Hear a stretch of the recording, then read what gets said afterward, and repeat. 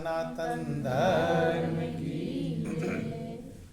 बहुत ही सौभाग्य का समय है कि जो प्रभु ने हमें कृपा करके कुछ समझने का मौका दिया है, विचार करने का मौका दिया है, ये परमात्मा की बहुत बड़ी कृपा कहलाती है।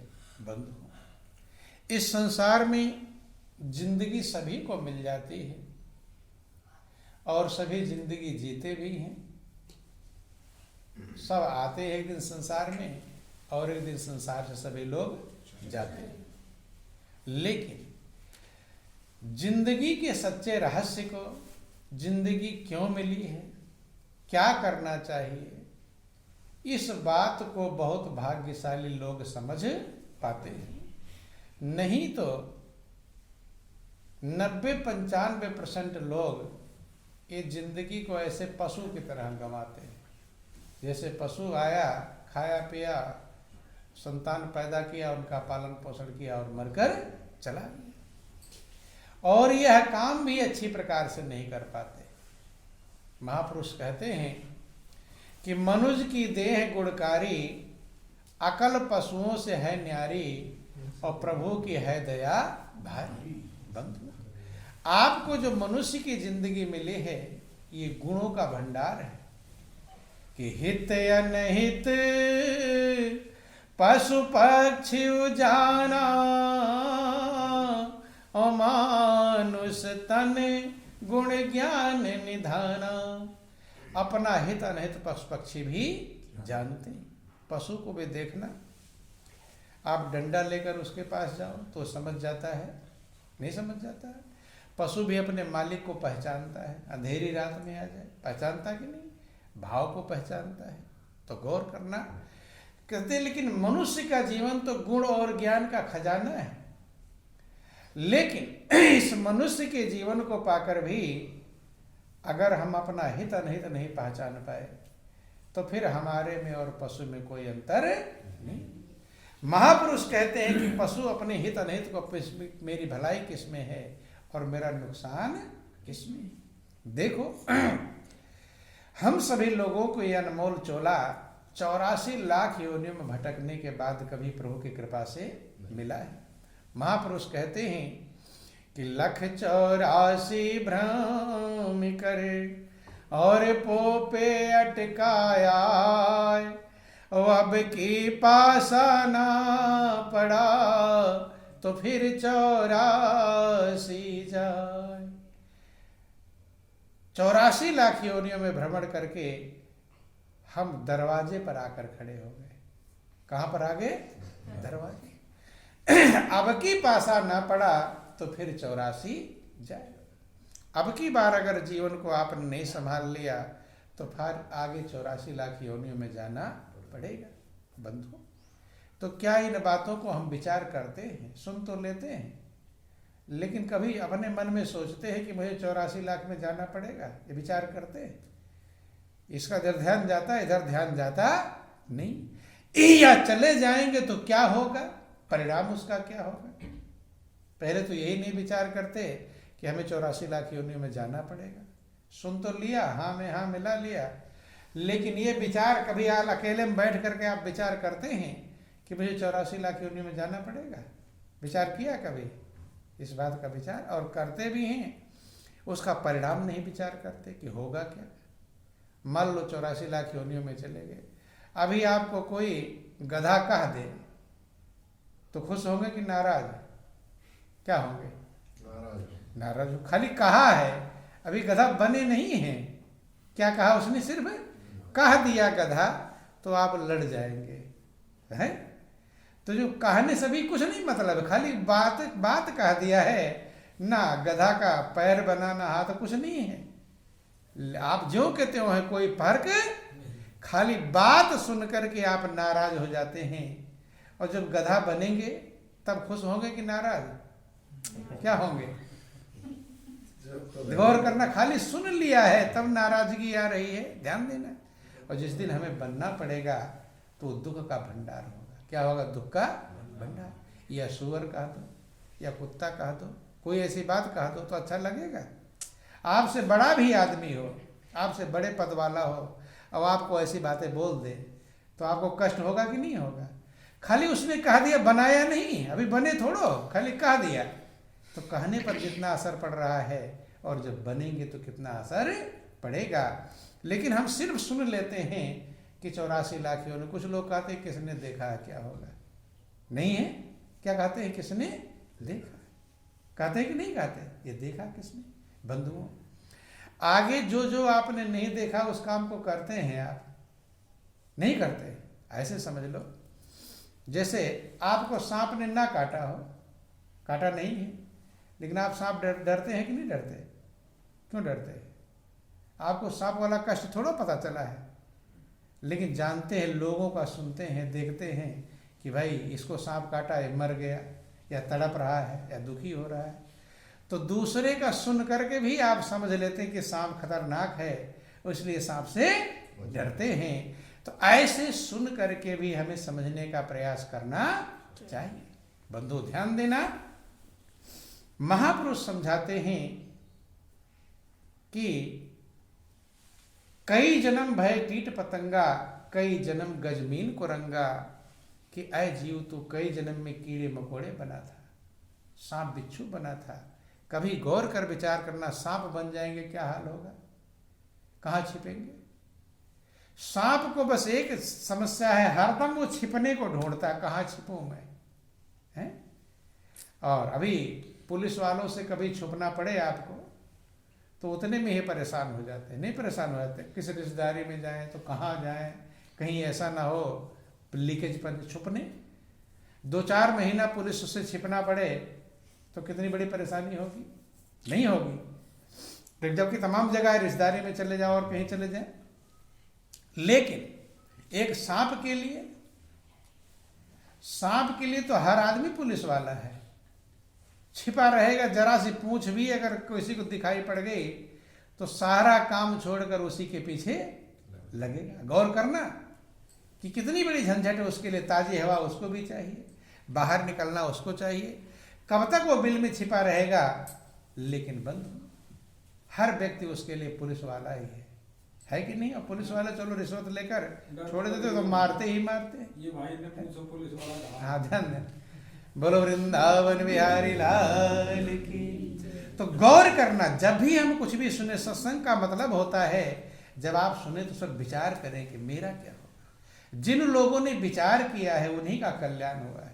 बंधुओं ध्यान देना, रत्नाकर नाम के डाकू ने जब विचार किया इस बात को कि मैं इतना पाप कर रहा हूँ, अपराध कर रहा हूँ, और मेरे परिवार वाले इसमें हिस्सा नहीं बटाएंगे, मुझे ही भोगना पड़ेगा, ये सही में दिल में समझा, बात जुबानी से नहीं, क्योंकि कहते बातों के पकवान से तो पेट कभी भरता नहीं।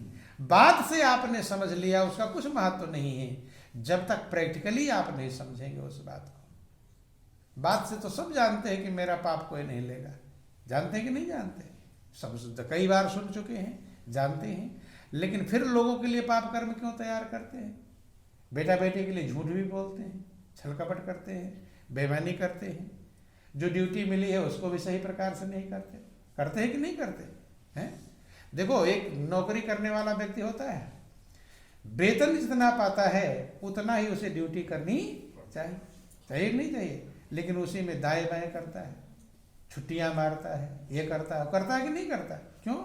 वेतन में अगर कटौती कर दे तब खुश रहोगे, लेकिन उसमें लेट पहुंचेंगे, जैसे ऑफिस जाना है तो लेट जाएंगे, जाते हैं कि नहीं जाते?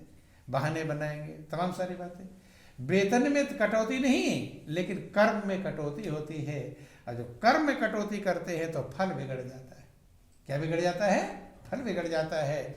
इसलिए महापुरुष का जहां आप हो उस कर्म को, उस ड्यूटी को अच्छी प्रकार से आपको करना चाहिए।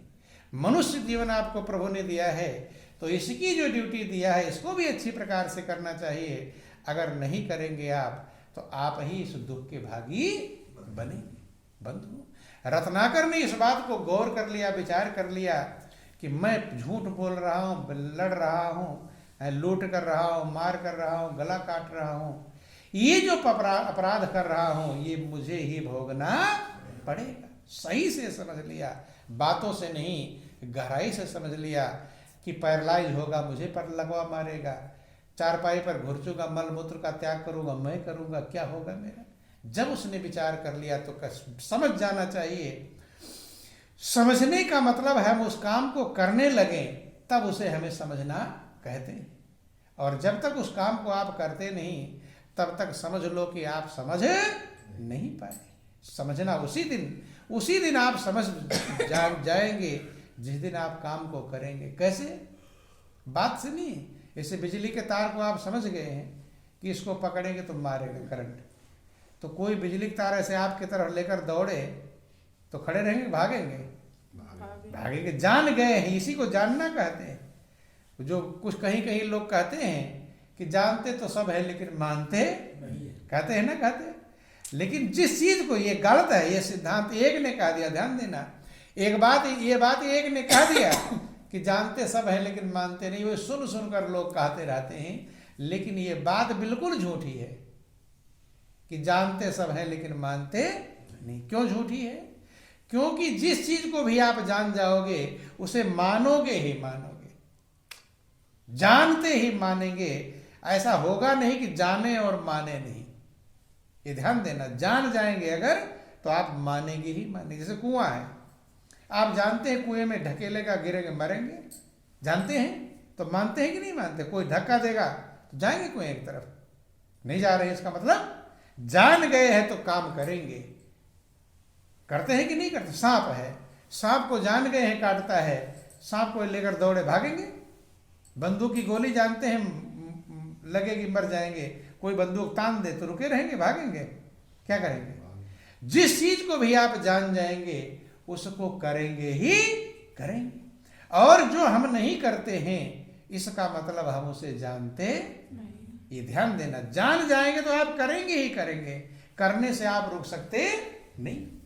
ऐसे भजन में अगर नहीं करते हैं तो इसका मतलब आप समझ लेना कि आप जानते नहीं कि भजन में भलाई है। नहीं समझ? अगर जिस दिन आप जान जाओगे, जिस बात को आप जानते इसमें भलाई, उसे करते नहीं करते। खेती को आप जान गए हो, खेती करने में भलाई है तो करते हैं कि नहीं? रात में जाकर पानी लगाते हैं, जानते हैं तभी तो कर रहे हैं। पैसा जानते हैं कि पैसा कमाने में फायदा है तो पैसा कमाने के लिए विदेश चले जाते हैं, करते हैं कि नहीं करते? ट्रक पर लटक कर चले जाते हैं। तो ध्यान देना, जिस बात को हम जान जाएंगे उसे करेंगे ही करेंगे। अगर कर नहीं रहे हैं तो इसका मतलब है कि जुबान से भले आप जानते हो, लेकिन उस जुबान से जानना नहीं, करने से जानना कहलाता है। ध्यान देना, जिसने सही में जान लिया वो अपने जीवन का कल्याण कर लिया। तो 3 चीजें हैं, थोड़ा गौर कर लेना, थोड़ा इस समय आप लोग कर लेंगे। बोलिए प्रेम से गुरुदेव महाराज की, बोलो वृंदावन बिहारी लाल की। भगवान कृष्ण ने गीता में अर्जुन को जीवन का राज समझाया, जीवन का रहस्य समझाया। और सिर्फ अर्जुन को नहीं, अर्जुन के माध्यम से सारे संसार को समझाया कि जिंदगी कैसे हमारी सार्थक बनेगी। ये जिंदगी मिल तो गई, ध्यान देना, जिंदगी मिल गई, लेकिन जिंदगी का सही उद्देश्य हमें कैसे पता चलेगा, सार्थक कैसे बन जाएगी, जिंदगी सफल कैसे बन जाएगी, इसका उपाय गीता में समझाया भगवान कृष्ण। भगवान कृष्ण अर्जुन से कहते हैं, अर्जुन इस जिंदगी का रिजल्ट कैसे होगा? कहते हैं जिस भाव को स्मरण करता हुआ प्राणी अपने शरीर को छोड़ेगा उसी गति को प्राप्त हो जाएगा। रिजल्ट क्या होगा हमारी जिंदगी का? रिजल्ट के अनुसार जिंदगी है। भाई आपका बच्चा पढ़ता है तो जैसा रिजल्ट उसका आता वैसा तो आप कहते हैं उसे। मान लो बच्चे का रिजल्ट अच्छा आ गया तो आप क्या कहते हैं? बहुत अच्छा बच्चा है। और रिजल्ट अगर खराब आ गया तो क्या कहते हैं उसे? खराब। जैसा रिजल्ट है वैसा वो गिना जाता है। ऐसे आपकी जिंदगी का जैसा रिजल्ट होगा वैसा आप गिने जाए। रिजल्ट भगवान कृष्ण समझाते हैं, गीता अध्याय 8 श्लोक में समझाया कि हे अर्जुन, यम यम वाप स्मरण भावम त्यजन्ते कौलेरम तम तमेव कौन्ते सदा तभाव धावता। कि हे अर्जुन, जिस भाव को याद करता हुआ प्राणी अपने शरीर को छोड़ता है उसी भाव से भावित होकर उसी गति को प्राप्त हो जाता है। इसी बात को आप इस प्रकार से सुने होंगे, अंत मता सो गता, अंत में जैसे मति होगी वही गति प्राप्त हो जाए। कहते नहीं अंत भला तो सब भला और अंत बुरा तो सब बुरा। बंधु, अभी कोई मेहमान आपका आ जाए, खूब स्वागत सत्कार करो और अच्छी प्रकार सारी व्यवस्था करो और लास्ट में लड़ाई हो जाए जाते समय, तो क्या याद रखेगा? स्वागत सत्कार याद रखेगा या लड़ाई ही? लड़ाई याद रहे, अंत वाला याद रहता है। बंधुओं, ऐसे जिंदगी तब सफल मानी जाएगी जो हमारा अंत भला हो जाए। और अंत भला होने के लिए भगवान कृष्ण ने गीता को उपदेश दिया कि अर्जुन, जिस जिस भाव का स्मरण करता हुआ प्राणी अपने शरीर को छोड़ता है उसी गति को प्राप्त हो जाता है। अब उन्होंने समझाया कि अंत में अगर जिधर ध्यान जाएगा, ये गुरु ग्रंथ साहब वर्णन आया गुरबाणी में, कहते अंत काल जो मकान सुमिरे ऐसी चिंता में जो मरे। अंतिम समय में अगर मकान में मन लगा रह गया तो कहते मूसक यौन में बलबल उतरे, कहते चूहे के जन्म को प्राप्त करता है। क्योंकि परमात्मा वहीं भेजेगा जहां आपका मन लगा रहेगा, उसी तमन्ना को पूरी करवाएगा। और किस रूप में पूरी करवाएगा बात अलग है। अब मान लो मकान मन लगा, दीवार तो खड़ी कर लिया लेकिन छत नहीं डाल पाए, और इसी विचार में शरीर कब छूटेगा कुछ भरोसा नहीं। हर व्यक्ति अधूरा ही करके शरीर छोड़ता है, कोई बिरला होगा जो पूरा करके अपने शरीर को छोड़ता है। नहीं तो सबका काम अधूरा ही, के काम पूरे हो चाहे अधूरे रहें, एक दिन जाना जरूरी है। सब कोई कहे अधूरा चले जाते। तब अब अधूरा है तो भगवान ने भेज दिया, अब जाओ चूहा बन करके। अब चूहा रात दिन क्या काम करता है? बिल ही खोदता है। सब तो सोएंगे लेकिन वो रात को भी खोदता है, नहीं खोदता। और रहने के लिए चूहे कितनी जगह चाहिए? इतनी थोड़ी सी जगह चाहिए, लेकिन बिल कहाँ से कहाँ तक कई कई खेत पार कर जाएगा, नहीं रहता। क्यों? क्या इतना जगह उसको चाहिए? वो ही तमन्ना भगवान ने कहा बिल्डिंग पर बिल्डिंग बना ले। अब जितनी ख्वाहिश थी बिल्डिंग बनाने की, अब कई कई मंजिल तैयार कर ले ताकि दिल को तसल्ली हो जाए कि मैंने खूब बिल्डिंग बना लिया, अब बिल्डिंग की ख्वाहिश न। ऐसे तमाम उदाहरण दिया कि अंत काल जो संतत सुमरे ऐसी चिंता में जो मरे, सो करे और बलबल उतरे। कहते हैं अंतिम समय अगर संतान में मन लगा रह गया तो सूअर के जन्म को प्राप्त करता है। अब ढेर सारे संतान हो जाएंगे ताकि अब संतान की तमन्ना भी पूरी। सूअर भागती है, 4 बच्चे इधर से 4 उधर से पीछे दौड़ते रहते हैं, छुड़ा कर भागती रहती है कि अब लो पूरा कर लो तमन्ना, बच्चों की कोई कमी नहीं। अर्थात इसी प्रकार से तमाम उदाहरण उन्होंने दिया कि जिसका मन जहां लगा रहेगा उसी गति को प्राप्त हो जाएगा। लेकिन भगवान कृष्ण अर्जुन से कहते हैं कि अर्जुन, मन कहाँ लगा होना चाहिए? धन में, परिवार पुत्र में, कार कोठी में, बिल्डिंग में? नहीं अर्जुन, ये सब नाशवान चीजें हैं, और नाशवान चीजों में आपका मन लगा होगा तो आप नाशवान गति को प्राप्त हो जाएंगे, विनाश को प्राप्त होंगे, दुख को प्राप्त होंगे। इसलिए उन्होंने अविनाशी की तरफ ध्यान दिया। अध्याय के श्लोक 5 में समझाते हैं कि अंत काले चा मामेव अस्मरन मुक्ता कलेवरम या प्रयाति सा मद्भावम याति नास्तत्र संशयम।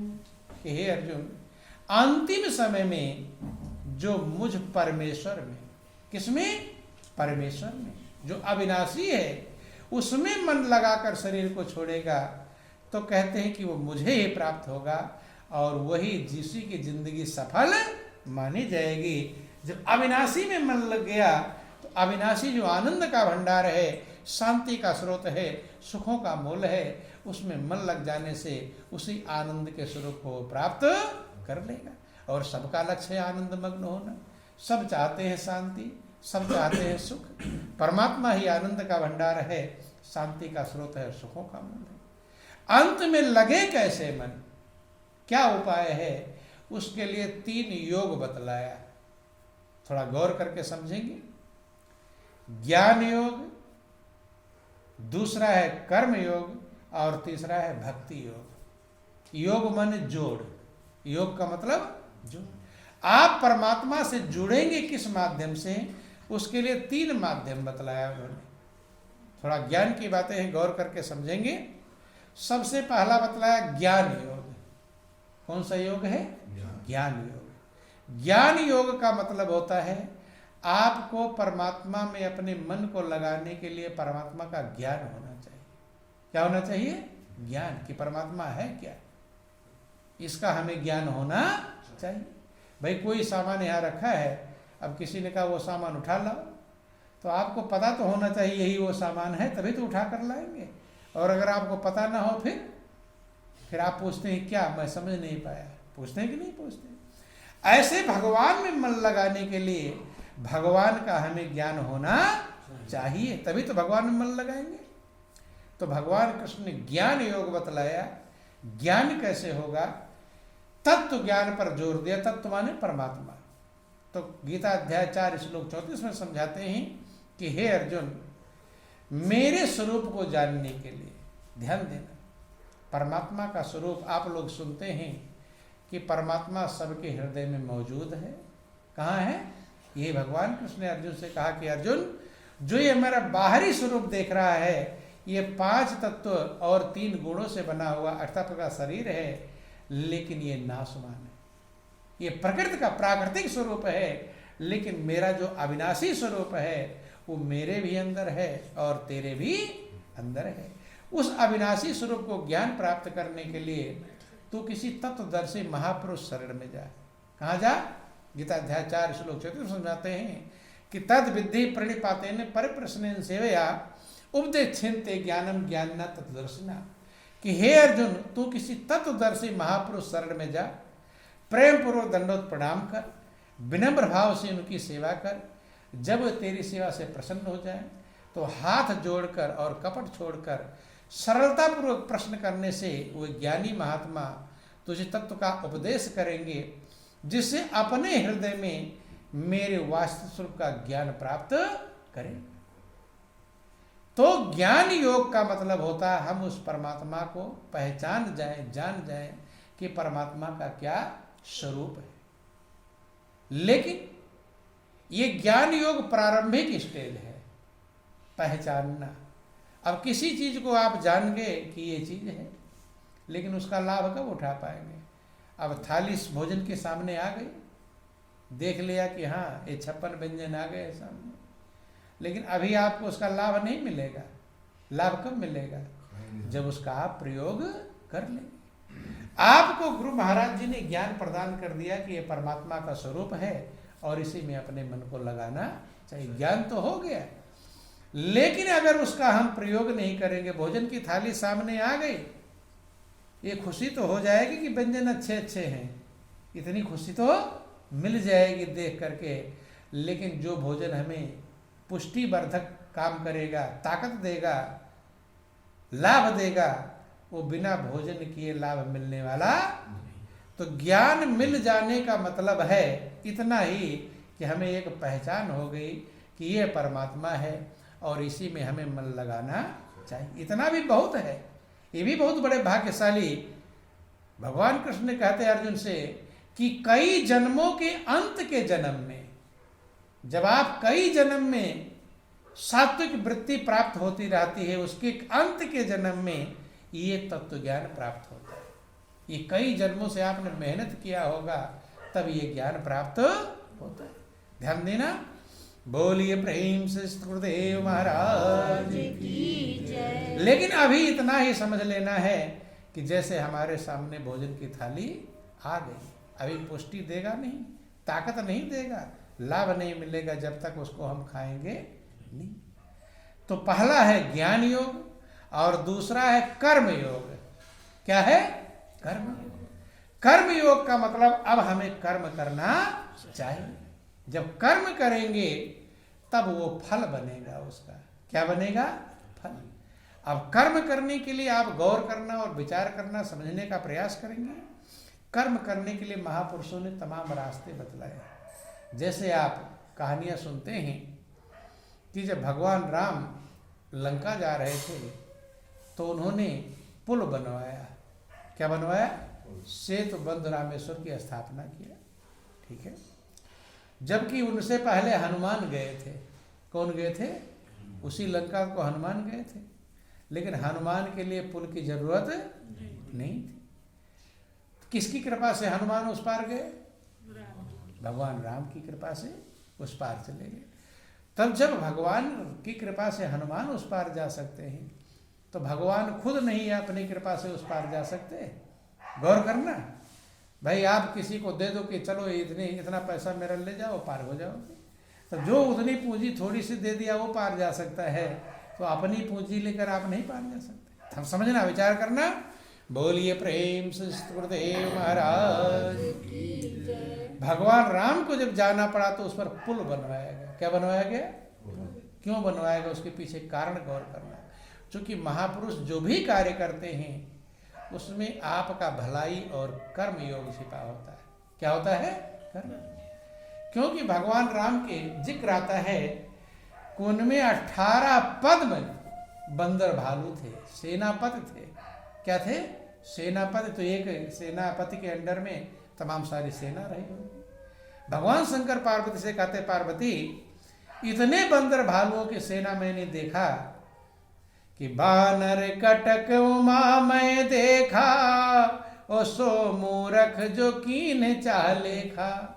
इतनी मैंने सेना देखा कि वो मूर्ख है जो उनका गिनती करना चाहता है। तो ध्यान देना, 18 पद्म, चूंकि लाख करोड़ अरब खरब संख पद्म बहुत लास्ट में आता है। 18 पद्म सेनापति थे, तो सेना कितनी होगी उसके अंदर में? तो गौर कर लेना।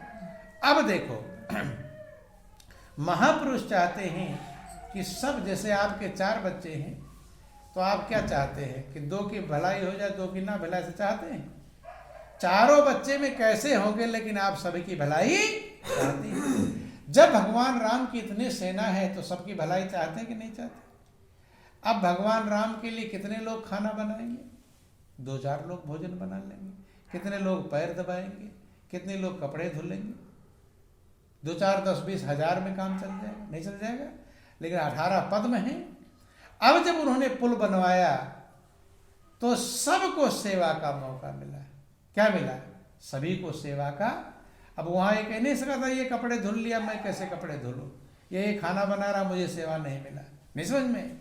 सबको सेवा मिले, इसलिए महापुरुष ऐसी व्यवस्था प्रदान करते हैं।